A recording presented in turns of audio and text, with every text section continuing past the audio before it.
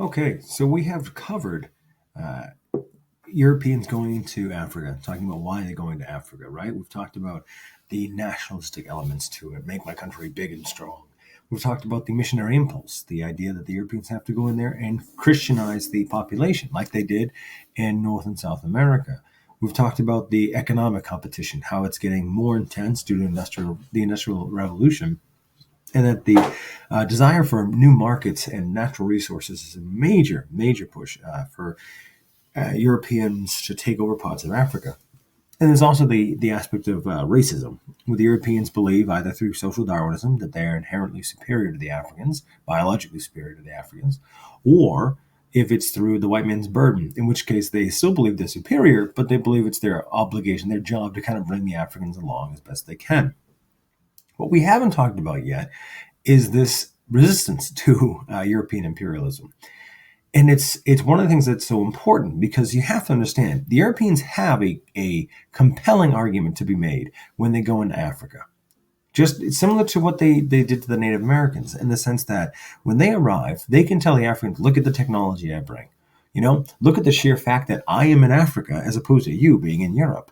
I have more advanced weapons than you do. I have more advanced understanding of the world than you do. I come from a society that is far more complicated, numerous, creates more wealth, more stuff. So there's a lot of compelling arguments as to why the Europeans would have the sense of superiority, which some Africans would buy into. Some of these people that they took over, they weren't fans of the Europeans. They didn't love everything about them, but they recognized the superiority that the Europeans had. And maybe they didn't buy the whole biological superiority element, but they were hard pressed to ignore the technological superiority. And, maybe there might be something to it. So that is a part of the population to be sure. But there are other people within the imperialist areas that are looking at this and saying, nah, you are just another warlord, just another conqueror, just another rival chief, just another rival civilization. Like there's nothing special or distinctly advantageous about you. It's just the technology. And so what we're going to look at right now is how African kingdoms, tribes, individuals resisted to European imperialism. And the first way they would do it is through armed resistance. And this is the one that seems the clearest, right? You figure the Europeans don't arrive in Africa in the numbers that they do in North and South America. When the Europeans go to North and South America, they're primarily going to settle. There are exceptions. Clearly, the conquistadors going for gold and glory and God. But like when the Pilgrims arrive, when folks arrive to settle Pennsylvania or Maryland, they're arriving to settle. They're staying there. And so what happens is over time, the population shift, the population numbers starts to shift in the favor of the colonists, the Europeans, because they arrive and they keep growing their population more and more and more, whereas the diseases they bring with them take the toll on the Native American population. So eventually, Native Americans become a minority in their own land, areas that they had lived and grown up in. In Africa, it's different. Europeans are not coming in droves to Africa. If they're coming to, again, missionary work, make their fame, but they don't plan on staying. Europeans, by and large, don't plan to stay in Africa. And again, there are exceptions to this, the Dutch in South Africa, the British in South Africa in particular. But most of them are come in, make your money, get out. That's the way. So the Africans have a tremendous numerical superiority here that you would think that they could exploit in a violent resistance against the Europeans. The problem, though, is that this is inherently doomed to failure, except for one case, and we'll talk about that next. The European technological advancement made it impossible to consistently defeat a European presence in Africa. And what we mean by that is there are examples, plenty of examples, of minor skirmishes in which native Africans, indigenous peoples would come out on top because they ambushed an outpost, because they attacked with surprise or overwhelming force. But the overwhelming majority of instances of violent resistance end up being these one-sided affairs in which the Europeans decimate the African population through their advanced weaponry, primarily rifles, but also the Maxim machine gun. The Maxim machine gun is developed in the late 1800s, and this is the first modern machine gun. It can shoot several hundred rounds a minute. So it's one of those things that, the firearm itself is deadly. You can shoot further, kill people further away than anything the Africans have. Bows, arrows, spears, there's nothing that the Africans can go toe to toe with when you have a rifle. But rifles take time to load. They take time to aim and shoot and so forth and so on. And you have to reload. So you can still potentially exploit that advantage in key situations. With the Maxim gun, there's no exploitation. The Maxim gun combined with the rifles, there's no way the Africans can possibly overcome that, because you're talking about one person that can fire hundreds of rounds a minute and could single-handedly decimate an attacking group of people made up of hundreds, maybe even thousands. And so that's the problem that we really have, that the Africans really face. It's just that technological superiority. They can't overcome it. Now, prime examples of this, Shaka Zulu would be a great example. He was a Zulu chieftain in southern Africa that was able to kind of combine a number of smaller kingdoms underneath him through force of personality, and flat out conquering them. And he tried to unify southern Africa for his own gain, but also to resist and oppose the Europeans. And he was successful early on. He did meet with some positive success. The problem is, after his death, the whole thing kind of falls apart, because the tactics aren't as clever as he was using, because there's no one really to take his place, because of internal squabbles. The whole thing kind of falls apart. So again, minor initial success, but then eventually long-term loss. I think more demonstrative, though, is the Maji Maji Rebellion. In East Africa, German East Africa, you have the Germans implementing a policy that requires a certain amount of product, or cotton in this case, to be grown by the locals. So the idea is that you have these people that are being forced to grow cotton, which they don't want to grow. They don't want to grow for a couple important reasons, but principally is, why am I growing cotton when I need to grow food? Because I need to survive. And so that's going to be a major concern. Africans are concerned about their food supply, as they should be. So they're disgruntled, they're upset, they're angry. The governor of Germany East Africa at this time is kind of as you folks would call him, a hardo. So he instills brutal discipline on anyone that goes against him. And so word starts to spread that they have a special potion, for lack of a better term. Basically, there's a special medicine that has the ability to turn the German bullets into water, so that when you charge a machine gun outpost or you get hit by a rifle bullet, it just turns to water on your skin, like rain.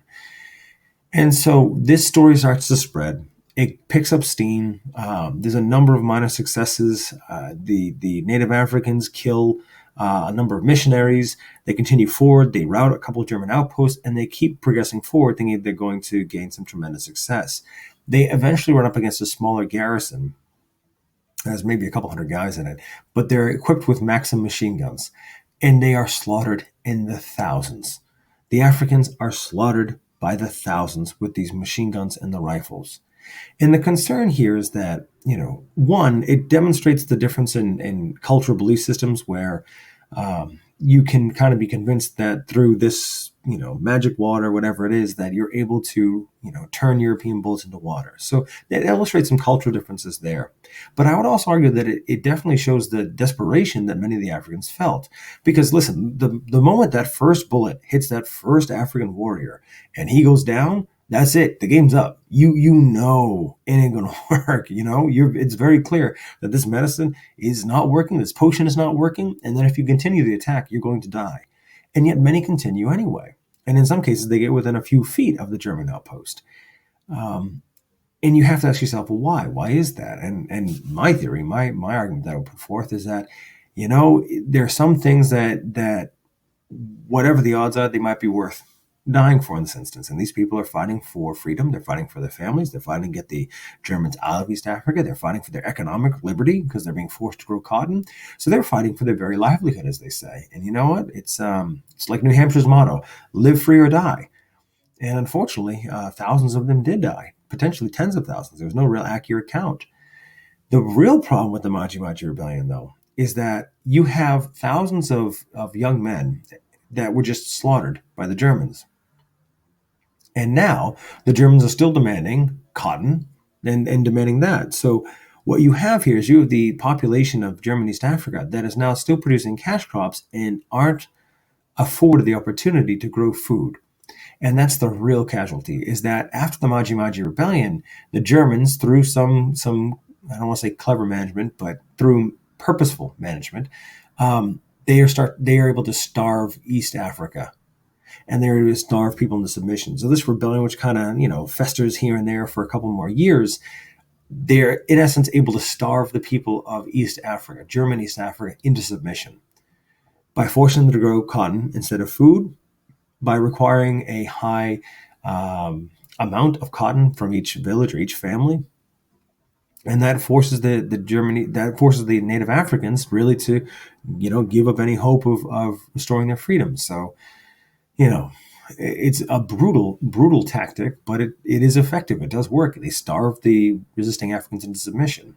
And again, that's the impact these things have. When we talk about war, after the shooting is done, you really start looking at the effects, the ripple effects that happen. And in this case, the massive famine, which kills tens of thousands, tens upon tens of thousands. Some estimates even have up to 250,000 people killed as a result of the famine of the Maji Maji Rebellion. That's when you really see the pain. Now, not every act of resistance was failed. Not all of them were futile. And in many cases, you were able to negotiate and use diplomacy. Now, in some of these cases, African states were still taken over, but they were taken over with more favorable terms. They were able to play the Europeans off one another. And so the idea is that if you negotiated with the Europeans and you were clever, you had a better chance of success or favorable treatment or freedom for your people than if you just tried to violently resist. Violence begets violence, and the Europeans have the upper hand. But if you could somehow negotiate with them, use their greed against them, you could be somewhat successful. And a great example of this is going to be Menelik II of Ethiopia. Brilliant strategy. Ethiopia is that white country in the Horn of Africa, and it's the only country that remains independent of European powers. I don't count Liberia. It was bought by the United States as a place to put former slaves, who, funnily enough, grew up in the United States and did not want to go back to Africa, a place they'd never been.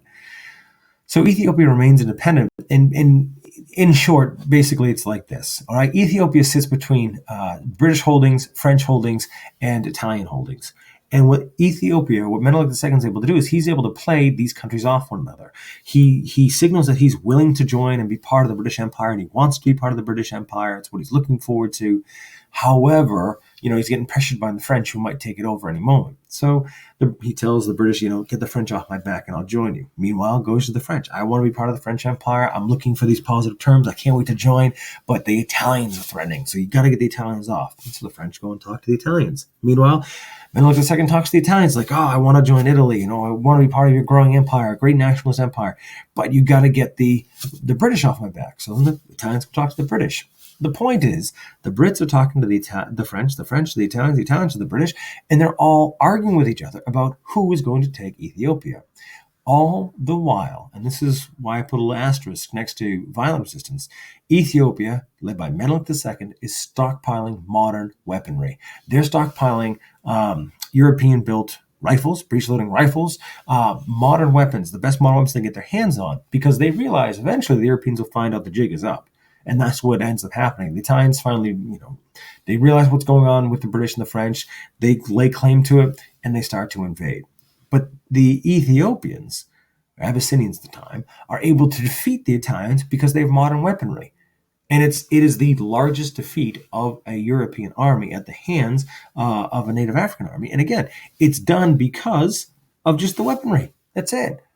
So there's nothing inherently inferior about the African tactics, will to fight, things like that. It's literally a matter of weaponry.